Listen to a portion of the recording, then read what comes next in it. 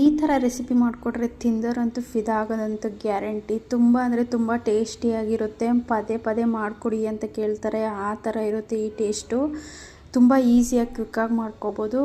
ಮೊದಲಿಗೆ ನಾನು ಒಂದು ಕುಕ್ಕರಿಗೆ ಎಣ್ಣೆ ಮತ್ತು ಬೆಳ್ಳುಳ್ಳಿ ಈರುಳ್ಳಿ ಕಟ್ ಮಾಡಿ ಹಾಕ್ಕೊಂಡಿದ್ದೀನಿ. ನಂತರ ಅದಕ್ಕೆ ಉಪ್ಪು ಹಾಕ್ಕೊಂಡು ಚೆನ್ನಾಗಿ ಫ್ರೈ ಮಾಡ್ಕೊತಾ ಇದ್ದೀನಿ. ಫ್ರೈ ಮಾಡ್ಕೊಂಡ ತಕ್ಷಣ ಅದಕ್ಕೆ ಚಿಕನ್ ತೊಳೆದಿಟ್ಟಿರೋಂಥ ಚಿಕನ್ನ ಹಾಕಿ ಚೆನ್ನಾಗಿ ಫ್ರೈ ಮಾಡಿಕೊಂಡು ಸ್ವಲ್ಪ ಅರಿಶಿನ ಹಾಕ್ಕೊಂಡು ಚೆನ್ನಾಗಿ ಮಿಕ್ಸ್ ಮಾಡಿಕೊಂಡು ಹಸಿ ಸ್ಮೆಲ್ ಹೋಗೋವರೆಗೂ ಚೆನ್ನಾಗಿ ಅದು ಎಣ್ಣೆ ಬಿಟ್ಕೊಳ್ಳೋವರೆಗೂ ಬೇಯಿಸ್ಕೊಳ್ಳೋಣ. ನಂತರ ನಾನು ಮಿಕ್ಸಿ ಜಾರಿಗೆ ಈರುಳ್ಳಿ, ಬೆಳ್ಳುಳ್ಳಿ, ಟೊಮೊಟೊ, ಪುದೀನ, ಕೊತ್ತಂಬರಿ ಸೊಪ್ಪು, ಚಕ್ಕೆ, ಲವಂಗ, 2 ಏಲಕ್ಕಿ ಮತ್ತು ಗಸಗಸೆ, ಸ್ವಲ್ಪ ನೀರು ಹಾಕ್ಕೊಂಡು ಚೆನ್ನಾಗಿ ಇದನ್ನ ರುಬ್ಕೊಂಡಿದ್ದೀನಿ.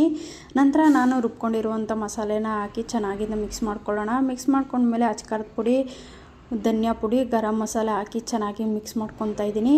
ಮಿಕ್ಸ್ ಮಾಡ್ಕೊಂಡ್ಮೇಲೆ ಅದಕ್ಕೆ ನೀರು ಅಳತೆಗೆ ನೋಡಿ ನೀರು ಹಾಕ್ಕೊಳ್ಳಿ. ನೀರು ಹಾಕ್ಕೊಂಡು ಚೆನ್ನಾಗಿ ಇದನ್ನ ಮಿಕ್ಸ್ ಮಾಡಿಕೊಂಡು ರುಚಿಗೆ ತಕ್ಕಷ್ಟು ಉಪ್ಪು ಹಾಕ್ಕೊಂಡು 10ರಿಂದ 15 ನಿಮಿಷ ಚೆನ್ನಾಗಿ ಇದನ್ನ ಕುದಿಸ್ಕೊಂಡ್ಬಿಟ್ರೆ ಬಿಸಿ ಬಿಸಿ ಸಾಂಬಾರು ಮುದ್ದೆ ಜೊತೆಗೆ ಒಳ್ಳೆ ಕಾಂಬಿನೇಷನ್ನು ಸೂಪರಾಗಿರುತ್ತೆ.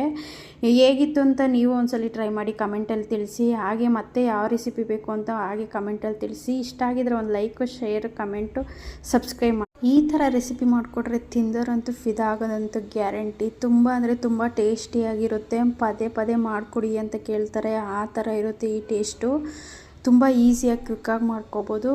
ಮೊದಲಿಗೆ ನಾನು ಒಂದು ಕುಕ್ಕರಿಗೆ ಎಣ್ಣೆ ಮತ್ತು ಬೆಳ್ಳುಳ್ಳಿ ಈರುಳ್ಳಿ ಕಟ್ ಮಾಡಿ ಹಾಕ್ಕೊಂಡಿದ್ದೀನಿ. ನಂತರ ಅದಕ್ಕೆ ಉಪ್ಪು ಹಾಕ್ಕೊಂಡು ಚೆನ್ನಾಗಿ ಫ್ರೈ ಮಾಡ್ಕೊತಾ ಇದ್ದೀನಿ. ಫ್ರೈ ಮಾಡ್ಕೊಂಡ ತಕ್ಷಣ ಅದಕ್ಕೆ ಚಿಕನ್ ತೊಳೆದಿಟ್ಟಿರೋಂಥ ಚಿಕನ್ನ ಹಾಕಿ ಚೆನ್ನಾಗಿ ಫ್ರೈ ಮಾಡಿಕೊಂಡು ಸ್ವಲ್ಪ ಅರಿಶಿನ ಹಾಕ್ಕೊಂಡು ಚೆನ್ನಾಗಿ ಮಿಕ್ಸ್ ಮಾಡಿಕೊಂಡು ಹಸಿ ಸ್ಮೆಲ್ ಹೋಗೋವರೆಗೂ ಚೆನ್ನಾಗಿ ಅದು ಎಣ್ಣೆ ಬಿಟ್ಕೊಳ್ಳೋವರೆಗೂ ಬೇಯಿಸ್ಕೊಳ್ಳೋಣ. ನಂತರ ನಾನು ಮಿಕ್ಸಿ ಜಾರಿಗೆ ಈರುಳ್ಳಿ, ಬೆಳ್ಳುಳ್ಳಿ, ಟೊಮೊಟೊ, ಪುದೀನ, ಕೊತ್ತಂಬರಿ ಸೊಪ್ಪು, ಚಕ್ಕೆ, ಲವಂಗ, 2 ಏಲಕ್ಕಿ ಮತ್ತು ಗಸಗಸೆ, ಸ್ವಲ್ಪ ನೀರು ಹಾಕ್ಕೊಂಡು ಚೆನ್ನಾಗಿ ಇದನ್ನ ರುಬ್ಕೊಂಡಿದ್ದೀನಿ. ನಂತರ ನಾನು ರುಬ್ಕೊಂಡಿರುವಂಥ ಮಸಾಲೆನ ಹಾಕಿ ಚೆನ್ನಾಗಿ ಇದನ್ನ ಮಿಕ್ಸ್ ಮಾಡ್ಕೊಳ್ಳೋಣ. ಮಿಕ್ಸ್ ಮಾಡ್ಕೊಂಡ್ಮೇಲೆ ಅಚ್ಕಾರದ ಪುಡಿ, ಧನಿಯಾ ಪುಡಿ, ಗರಂ ಮಸಾಲೆ ಹಾಕಿ ಚೆನ್ನಾಗಿ ಮಿಕ್ಸ್ ಮಾಡ್ಕೊತಾ ಇದ್ದೀನಿ. ಮಿಕ್ಸ್ ಮಾಡ್ಕೊಂಡ್ಮೇಲೆ ಅದಕ್ಕೆ ನೀರು ಅಳತೆಗೆ ನೋಡಿ ನೀರು ಹಾಕ್ಕೊಳ್ಳಿ.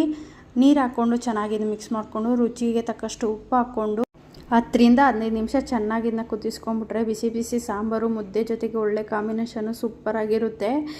ಹೇಗಿತ್ತು ಅಂತ ನೀವು ಒಂದ್ಸಲ ಟ್ರೈ ಮಾಡಿ ಕಮೆಂಟಲ್ಲಿ ತಿಳಿಸಿ. ಹಾಗೆ ಮತ್ತೆ ಯಾವ ರೆಸಿಪಿ ಬೇಕು ಅಂತ ಹಾಗೆ ಕಮೆಂಟಲ್ಲಿ ತಿಳಿಸಿ. ಇಷ್ಟ ಆಗಿದ್ರೆ ಒಂದು ಲೈಕ್, ಶೇರ್, ಕಮೆಂಟು, ಸಬ್ಸ್ಕ್ರೈಬ್ ಮಾಡಿ.